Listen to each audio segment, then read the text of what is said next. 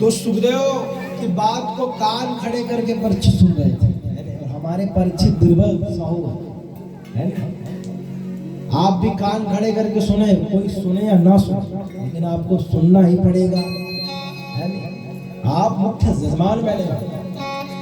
और आज जितना कथा सुनाऊंगा शाम को पूछूंगा क्या क्या कथा आप सुने, इसलिए ध्यान से सुनिएगा, है ना, ताकि हमको भी तो पता चले कि 5 घंटा हम बोल रहे हैं कि कुछ आया कि नहीं, कि 500 मूर्ति वाला सुनकर किधर से इधर आपने निकाल लिया।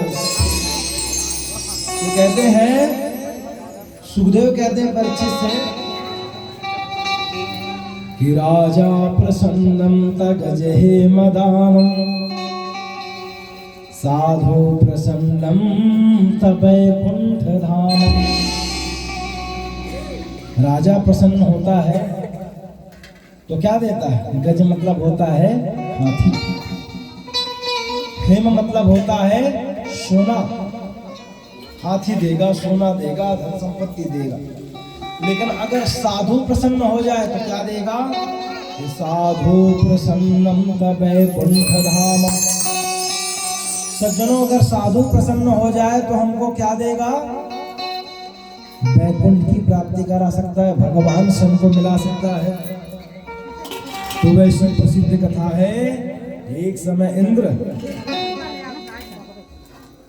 जब स्वर्ग का राजा था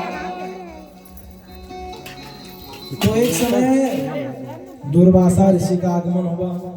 और दुर्वासा ऋषि का जैसे आगमन हुआ, सज्जनों कहते हैं दुर्वासा ऋषि की खूब सेवा की, दुर्वासा ऋषि का खूब पूजन पाठ किया और अपने राज सिंहासन में दुर्वासा ऋषि को बैठा करके सुंदर उसकी पूजा की, सुंदर भोजन कराया।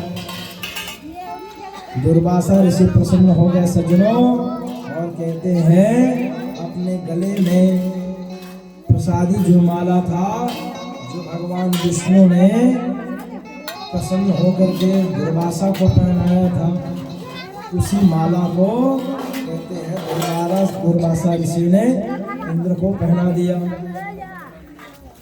इंद्र को जब पहनाया सज्जनों, तो इंद्र ने, कोई संत तुमको कोई चीज दे रहा है तो उस चीज का अपमान नहीं करना चाहिए। तो इंद्र ने अपने गले में जो माला दुर्वासा ऋषि ने डाला था उसको अपने हाथी को पहना दिया।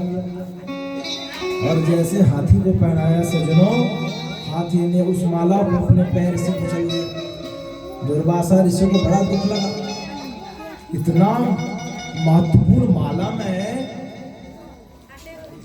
इंद्र को पहना रहा हूं, सम्मान करना तो दूर, इसका अपमान करता है। जैसे कोई आपको प्रसाद दे रहा है, आपको प्रसाद नहीं खाना है, लेकिन प्रसाद उसके सामने ले लो, भले तुम कहीं छोड़ देना, प्रसाद तो वैसे खाना ही चाहिए। किसी के घर आप शादी में गए हो, अब शादी में आपको जो साड़ी दे दिया वो आपके पहनने लायक नहीं है, फिर भी वहां आपको पकड़ना पड़ेगा, वहीं तुम कह दोगे नहीं नहीं ये मैं नहीं, तो उस समय आप उसको ग्रहण कर लो। बाद में आप किसी रोटाई को दे देना, किसी काम वाले को दे देना, किसी मांगने वाले को दे देना, लेकिन सामने बोलोगे तो उसका अपमान होगा।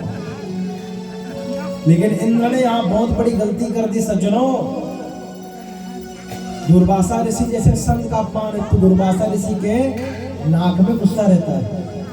दुर्वासा ऋषि कब प्रसन्न हो जाए और कब भड़क जाए इसका कोई भरोसा नहीं।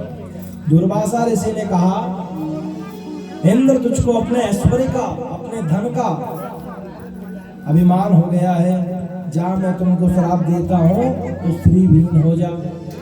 और जैसे श्राप दिया सज्जनों,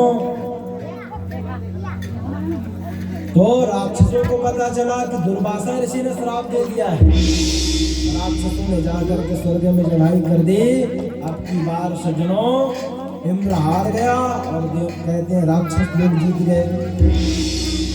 जब राक्षस लोग जब जीत गए, तब इंद्र दौड़े दौड़े ब्रह्मा के पास आए। ब्रह्मा से कहा, महाराज कुछ कृपा कीजिए, हम तो दुर्वासा ऋषि के श्राप के बाद युद्ध में हार गए महाराज। पुनः ब्रह्मा ने समझाया, अरे कोई संत आपके घर आया है सम्मान करना दूर, तुमने उनके दिए हुए प्रसादी माला का अपमान कर दिया है। और दुर्वासा ऋषि जैसे क्रोधी संत का अपमान किया है भाई, तो फल तो भोगना ही पड़ेगा। तो क्या किया जाए महाराज? तो ब्रह्मा ने कहा चलो मेरे साथ, हम सब चलते हैं क्षीर सागर। साथ में शंकर जी को भी ले लिया, और शंकर जी, ब्रह्मा जी, और भागवत में लिखा है संपूर्ण देवतागण क्षीर सागर में गए। लेकिन क्षीर सागर में गए तो कहते हैं भगवान विष्णु दो ही लोगों को दिखे। कौन? एक तो ब्रह्मा को, एक तो शंकर को। ब्रह्मा ने सुंदर मंत्र कहा। क्या मंत्र पढ़ा? यथा यज्ञ में धस्यामृतम च घोषो भयन्नम अम्बयोद्यमने च मृत्युम योगिर्मनुष्या अधियान्ति त्वां गणेश बुद्धया कवो विदन्ति। जैसे मनुष्य अपने बुद्धि से, सामर्थ्य से, युक्ति से, लकड़ी से अन्न जलाता है, लकड़ी को जला करके भोजन पकाता है, गौ से अमृत में दूध निकालता है, पृथ्वी से अन्न उपजाता है, व्यापार करके अपनी आजीविका चलाता है, उसी प्रकार महाराज विवेकी पुरुष अपने भक्ति से, ज्ञान से, योग से आपको प्राप्त कर लेते हैं, आपकी अनुभूति कर लेते हैं। तो हे महाराज, आप हमारी इस विपत्ति समय में मदद करो। जब कहने लगे तब आकाशवाणी होती और भगवान ब्रह्मा और शंकर से भगवान कहते हैं कि संधि विधीयताम, संधि करेगा देवता राक्षसों से तभी समुद्र मंथन होगा। समुद्र मंथन से अनेक प्रकार के रत्न निकलेंगे, उसमें महत्वपूर्ण रत्न है अमृत। उसको एक बार अगर देवता पी जाए तो उसके बाद फिर मेरे पास आने की कोई आवश्यकता नहीं पड़ेगी। ये कह करके भगवान ने ब्रह्मा और शंकर को इस समस्या का हल बता दिया। ब्रह्मा से पूछा इंद्र ने, महाराज क्या बात है? तब कहा मुझको भगवान ने बताया है कि समुद्र मंथन करवाओ देवताओं और राक्षसों को। तो देवता लोग बोले महाराज समुद्र मंथन करेंगे तो समुद्र मंथन अगर हम अकेले करेंगे तो क्या रत्न नहीं निकलेगा समुद्र से? तो बोले नहीं, पाप और पुण्य, राक्षस और देवता, रात और दिन, महाराज दोनों ओर से जब मंथन होगा तभी मंथन से अमृत निकलेगा। जिस प्रकार जब लाइट जलता है तो प्लस और माइनस होता है, बैटरी में तभी लाइट जलता है, तो प्लस और माइनस का होना आवश्यक है। इसी प्रकार महाराज समुद्र मंथन तभी संभव है जब देवता और राक्षस दोनों मिलकर मेहनत करेंगे। देवता लोग सोचने लगे महाराज अगर मेहनत राक्षस भी करेंगे तो अमृत का आधा हिस्सा मांगेंगे। अगर अमृत का आधा हिस्सा हम अगर राक्षसों को दे देंगे तो वो भी अमर हो जाएंगे महाराज, तब तो और गड़बड़ हो जाएगा। भगवान ने कहा घबराओ मत। आप लोग जानते हो एक कथा आती है, एक सपेरा था, वो सांप पकड़ने के लिए जंगल गया और वो पिटोरा होता है जिसमें सांप को पकड़ा जाता है। अब सांप को बीन वगैरह बजा करके उसको पकड़ दिया और जैसे पिटोरा में डाल रहा था तो पिटोरा में पहले से चूहा, एक मूसक विद्यमान था, पहले से ही धोखेधड़ी से उसके अंदर बैठा था। अब ये पता नहीं था शिकारी को, उस सपेरा को। उसने सांप को पकड़ा और अंदर डाल दिया, और जैसे अंदर डाला तो चूहा एकदम घबरा गया सांप को देख करके।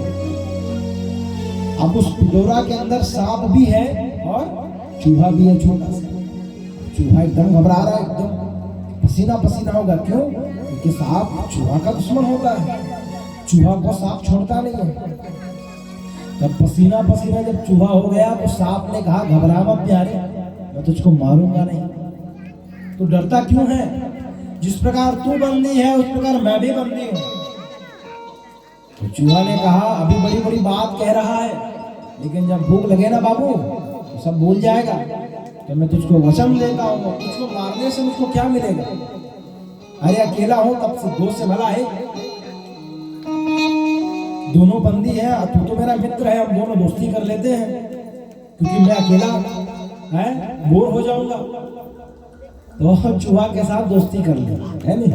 अब दोस्ती कर ली तो चूहा से सांप की एक काम कर, अब दोस्त हो गए पक्के। अब चूहा भी समझ गया 1 दिन हो गए 2 दिन हो गए मुझको नहीं खा रहा है, मतलब मारेगा नहीं। तो सांप ने कहा मार के मुझको क्या मिलेगा, क्योंकि मारने के बाद मैं अकेला हो जाऊंगा, तो फिर हम मन फिर मचलेगा, इसलिए हम दोनों बंदी है, दोनों मित्र हैं। वो सांप ने दोस्ती कर ली पक्का है ना, विश्वास हो गया चूहा को। चूहा से कहा भाई तुम्हारे छोटे छोटे दांत हैं, तू अपनी शक्ति से इस पिटोरा को काट सकता है, तो एक काम कर काट दे, तू भी बाहर निकल जाना, मैं भी निकल जाऊंगा, तू अपने रास्ते और मैं अपने रास्ते। तो चूहा कहता है अगर मैंने रास्ता बना दिया, रास्ता बनाने के बाद अगर तूने मुझको खा लिया तो बोले जो मुझको भोजन देगा उसी थाली में मैं थोड़ी इज्जत करूंगा, मैं तुझको वचन देता हूँ, कसम खाता हूँ कि तूने अगर ऐसा कर दिया तो मैं तुझको नहीं खाऊंगा। तो चूहा भला को भला जाना भाई। चूहा बेचारा शुरू हो गया अपने काम से, धीरे धीरे धीरे धीरे दांतों से काटते काटते काटते छोटा सा गोल कर दिया, जिसमें से चूहा भी निकल सकता है और सांप भी निकल सकता है। तो चूहा की बड़े भाई ऐसी थे पहले निकल, सांप की दे नहीं नहीं नहीं नहीं ते रास्ता बना है, ते निकल पहली, श्री गणेश देख। और चूहा जैसे निकलता है सज्जनों, स्पीड से सांप भी निकलता है। 3-4 दिन का तो भूखा था सांप, चूहा के पीछे पीछे गया और कुछ देर के बाद जाकर के गप से पकड़ के चूहा को खा लिया। तो देवताओं को ब्रह्मा ने कहा इसी प्रकार चूहा और सांप बन जाओ, काम बनाते समय भाई भाई कहो, और काम बन जाने के बाद एकदम भूल जाओ। अपना काम निकलने के बाद सभी रत्नों को बांट देना, लेकिन अमृत को राक्षसों को मत बांटना। दिमाग लगा दिया, बता दिया ऐसे ऐसे तुमको करना है।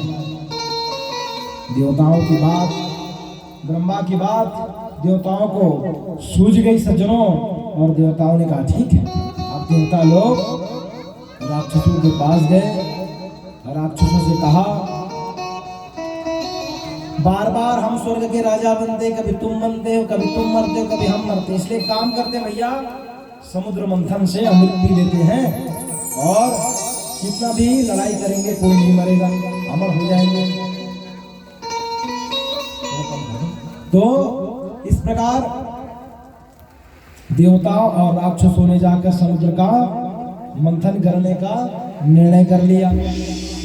अब समुद्र मंथन करने का निर्णय लिया सज्जनों, तो कहते हैं ब्रह्मा से पूछा महाराज ये मंथन किससे किया जाए, तो बोले मंदराचल पर्वत उठा के ले आओ, बड़ा भारी मंदराचल पर्वत। देवता और राक्षस चले गए, मंदराचल पर्वत को उठाए ही थे, लेकिन मंदराचल पर्वत कहते हैं फिर से धड़ाम से उसी स्थान पे गिर गया, उठा नहीं पाए। कहते हैं मंदराचल पर्वत उठाने से पहले कथाएं आती है कि गणेश जी का आवाहन नहीं किया था। जैसे आप सब जानते हो कोई भी पूजा हो, गौरी गणेश की पूजा पहले पंडित करते हैं सबसे पहले गजानन, क्योंकि वो विघ्न हरण देवता है। गजानन की पूजा नहीं किए तो फिर मंदराचल पर्वत अब की बार उठाए नहीं। भगवान ने आकर मंदराचल पर्वत को अपने उंगली में उठा करके क्षीर सागर में विद्यमान कर दिया। और रस्सी किसकी बनाए, जब मथानी बनानी है तो रस्सी भी तो चाहिए। दही को मथने के लिए केवल लकड़ी की आवश्यकता नहीं पड़ती, वो अरे उसको मथने के लिए रस्सी की आवश्यकता पड़ती है। तो रस्सी बनेगा कौन, तो वासुकी नाग के पास गए और वासुकी नाग से कहा समुद्र मंथन में अमृत मिलेगा तो आपको भी अमृत दिया जाएगा। तो वासुकी मथानी बन गए, रस्सी बन गए, तो मंदराचल बन गया मथानी और रस्सी बन करके वासुकी नाग आ गया। तो अब बात आया देवता और राक्षसों की। तो राक्षस मन लगे इंद्रगा तुम कुशिल धरो के हमन मुड़िल धरबो। राक्षस मन के थे वाह कुशिल काबर धरबो हम है कहा हम छूटे अगर हम मंथन करेंगे तो हम सिर पकड़ेंगे, नहीं तो हम नहीं पकड़ेंगे। तो देवता लोग जानते थे, इसलिए पूंछ को पहले इसलिए पकड़े क्योंकि हम पूंछ पकड़ेंगे तो राक्षस लोग भी वही जिद करेंगे। क्योंकि जो अगर सिर पकड़ेगा पहले से, समुद्र मंथन होगा तो जब झीका तानी में वासुकी नाक से जब हलाहल जब जहर निकलेगा तो जलना पड़ जाएगा। इसलिए पहले ही देवताओं ने कह दिया था हम सिर को पकड़ेंगे। राक्षसों ने कहा मंथन एक शर्त में होगा, जब हम सिर को पकड़ेंगे। देवता तो चाहते ही थे। देवताओं ने कहा ठीक है भाई। अब सिर की ओर आ गए राक्षस लोग और पूंछ की ओर आ गए देवता लोग। जब मंथन हुआ सज्जनों, तब जोर जोर से झीका तानी जब होता था तो गरम गरम विष निकला करता था और राक्षस लोग जल जाते थे। लेकिन आप बोल भी नहीं सकते क्योंकि पलटी तो पहले से आप पलटी कर इसलिए नहीं सकते क्योंकि वो लड़ झगड़ के तो खुद सिर को पकड़े हैं। आपकी बार अगर पूंछ को पकड़ने की बात कहेंगे तो फदित्ता हो जाएगा, बेइज्जती हो जाएगा। राक्षस लोग ने कहा अब क्या करें भाई, हम लोगों ने तो जीत करके सिर को सिर तरफ हम आए हैं। पहले तो देवता लोग सिर पकड़े थे लेकिन हमारी बुद्धि उतनी नहीं थी। सज्जनों समुद्र मंथन हुआ तो कहते हैं मंदराचल पर्वत समुद्र में धंसने लग गया। तब भगवान ने कच्छप का रूप बनाया, 1 लाख लंबा चौड़ा कच्छप का रूप बना करके समुद्र मंथन के उस मंदराचल पर्वत को अपने सिर के ऊपर धारण कर लिया। तो भागवत में भगवान कहीं और भी है, इसको कच्छप रूप कहते हैं। बोलो कच्छप नारायण भगवान की जय। कच्छप रूप बना करके भगवान ने समुद्र मंथन को धारण कर लिया। समुद्र के कहते हैं मंदराचल पर्वत को धारण कर लिया क्योंकि कच्छप का जो ऊपर वाला हिस्सा होता है बहुत मजबूत होता है। सज्जनों अब के बाद समुद्र जब मंथन हुआ तो पहले रत्न के रूप में निकला हलाहल विष, और हलाहल विष जब निकला सज्जनों तो कहते हैं सारी पृथ्वी सारा लोक जलने लग गया। इतना हलाहल विष, इतना भयंकर वो विष था, कालकूट उस विष का नाम था। विष जब निकला तो देवता राक्षस लोग एकदम घबरा गए क्योंकि ज्यादा देर तक अगर वो एक जगह टिका रहा तो पूरे संसार को समाप्त कर देगा, इतना शक्तिशाली विष। तो देवताओं ने निर्णय किया, कहा ब्रह्मा जी से महाराज इस हलाहल विष को कहाँ हम रखें, क्योंकि जहां भी रहेगा ये सबको जलाएगा, भस्म करेगा। तो ब्रह्मा ने कहा एक ही आदमी इसको पी सकता है, एक ही आदमी इसको ग्रहण कर सकता है। वो कौन है? देवों के देव महादेव ही उसको संभाल सकते हैं और किसी में सामर्थ्य नहीं है। तब देवता और राक्षस लोग भगवान शंकर के पास गए और भगवान शंकर से कहने लगे कि देव देव महादेव भूतात्मन भूत भावन त्राहि मां शरणापन्ना ये शंकर भाव भगवान आप तो देवों के देव महादेव हो, हमारी रक्षा कीजिए इस हलाहल विष से। भगवान शंकर ने कहा तो पार्वती बैठी थी, तो पार्वती बड़ी बुद्धिमान थी। पार्वती ने कहा ये बताओ अगर अमृत निकला होता तो भगवान शंकर को देने आते? तुम लोग देवता लोग बड़े स्वार्थी हो, कपटी हो। मेरा पति भोला भाला है इसलिए विष निकला, जहर निकला तो पिलाने आ गए समस्या का समाधान ढूंढने के लिए। बेचारे देवता लोग राक्षस लोग सिर को नीचे कर दिए। तो कहा भगवान शंकर ने देवी मैं हूँ संहारक, जिस प्रकार भगवान विष्णु संसार का भलन पालन पोषण करते हैं, ब्रह्मा जी सबको उत्पन्न करते हैं, तो मैं सब विनाश करने वाला हूँ, है ना। तो इस संसार के दुख का विनाश मैं नहीं करूंगा, हरण मैं नहीं करूंगा, समन मैं नहीं करूंगा, तो कौन करेगा? भगवान शंकर ने कहा ठीक है इसका पान मैं करूंगा, इस समस्या से मैं तुमको निकालूंगा। और कहते हैं भागवत में लिखा है ततः करतले कृत्य वापी हलाहलम विषम अवक्षण महादेव कृपया भूत भावनः। करतली मतलब हथेली में लेकर के संपूर्ण विष को पीने लगे। तो पीने से पहले भगवान सोचे मेरे अंदर में सीताराम है, भगवान सोचते हैं कि भैरव बाहर सुर जले अंदर सीताराम, सिया शंभु ने गरल को कंठ बीच विश्राम। भगवान सोचेगा मेरे हृदय के अंदर तो राम और सीता है, अगर जहर को मैं अंदर लूंगा तो भगवान दूषित हो जाएंगे, जल जाएंगे, उनको तकलीफ होगी। अगर नहीं पीऊंगा तो संसार जल जाएगा। तो क्या किया जाए? भगवान शंकर ने सोचा ना बाहर करूं ना अंदर करूं। भगवान ने अपने कंठ में धारण कर लिया, ना अंदर भी किया ना बाहर किया। इसका कारण क्या है? इसका एक पीछे का अध्यात्म है। किसी परिवार के लोगों ने आपको कुछ बुरा भला कह भी दिया, उस बात को अगर अंदर लोगे तो घाव बन जाएगा, उसके साथ तुम्हारी ऐसी हो जाएगी। अगर बाहर कर दिया तो लड़ाई हो जाएगा, तुमने मुझको ऐसा क्यों बोला। तो भगवान शंकर कहते हैं किसी बुरी चीज को आपके परिवार में किसी मित्र ने कह दिया तो उसको अंदर भी ना करो। अंदर करोगे तो मन में खटास उत्पन्न हो जाएगा, और बाहर करोगे तो लड़ाई हो जाएगा। इसलिए बाहर भी ना करो अंदर भी ना करो, बीच में रखो, तब तो दुनिया चल सकती है। छोटी छोटी बात को अगर आदमी पकड़ना शुरू कर दे तो एक भाई भाई से नहीं बोल सकता है, एक बाप माँ से नहीं बोल सकता है, क्योंकि छोटी मोटी बात तो संसार में होती रहती है। भगवान शंकर इस कथा से हमको शिक्षा देना चाहते हैं कि किसी बात को आप गले में धारण कर लो, ज्यादा दिल से लगाना नहीं है। अरे कह दिया तो कह दिया, भाई तो है, माता तो है, पिता तो है, पड़ोसी तो है, छोड़ो। भगवान शंकर ने विष को अपने गले में धारण कर लिया। अब सज्जनों, विष को गले में धारण कर लिया तो गला क्या हो गया? काला हो गया। उसमें से भगवान शंकर का नाम हो गया नीलकंठ। बोलो नीलकंठेश्वर भगवान की जय।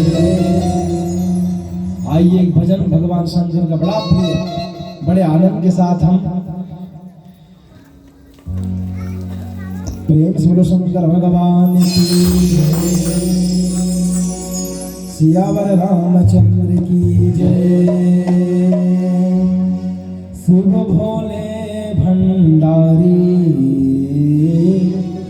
शिव भोले भंडारी, शरण हम आए तिहारी।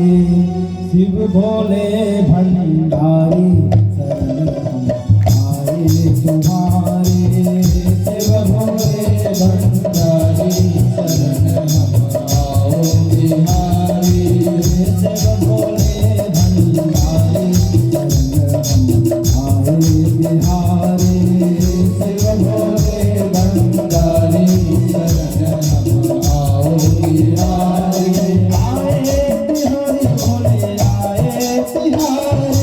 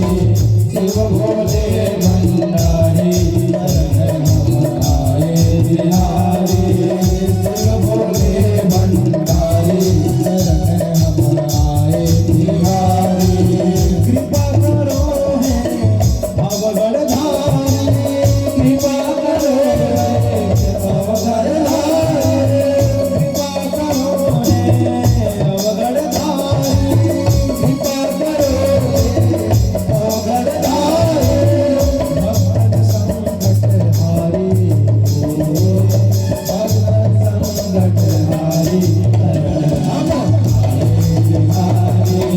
शिव भोले भंडारी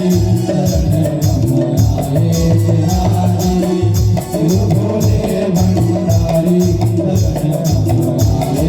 भंडारी शिव भोले भंडारी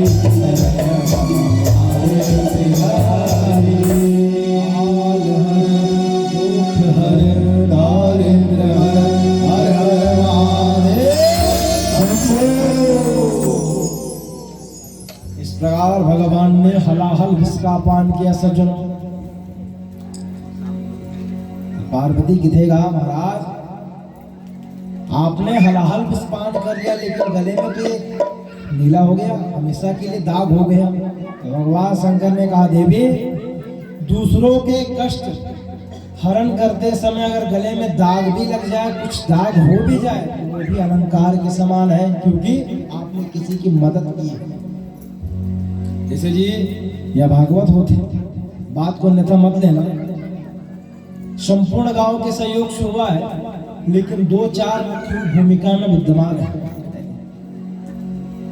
जो इस कथा में अपना संपूर्ण सहयोग दे रहे हैं। अब अच्छा काम कर रहे हैं गांव के विकास के लिए। चलो गांव में भागवत हो रहा है, पुराण हो रहा है, तो कभी कभी सुनने को मिल जाता है बड़ा वाह दो जन मिलके भागवत कर दी, समझना नहीं पूछे। तो भैया संपूर्ण गांव के लिए क्या कोई तो किया है, कोशिश ये करें हम ना कर सके लेकिन किसी ने तो कुछ किया है गांव के लिए। संपूर्ण गांव का ये कार्यक्रम है, ये कोशिश ना करें कि 2-4 जने मिलकर, संपूर्ण गांव का कार्यक्रम है, हमारा कार्यक्रम है, ऐसा सबका सहयोग होना चाहिए। अरे धन से सहयोग ना करो तो मन से तो करो, अरे मन से भी नहीं करो तो कम से कम तन से। यज्ञ में तन धन मन कुछ न कुछ सहयोग करना चाहिए।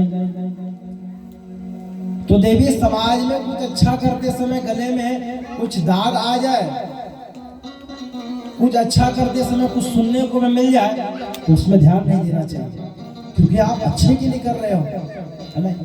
तो ये कोई गलत काम थोड़ी है कि 2-4 लोगों ने मिलकर भागवत करा दिया।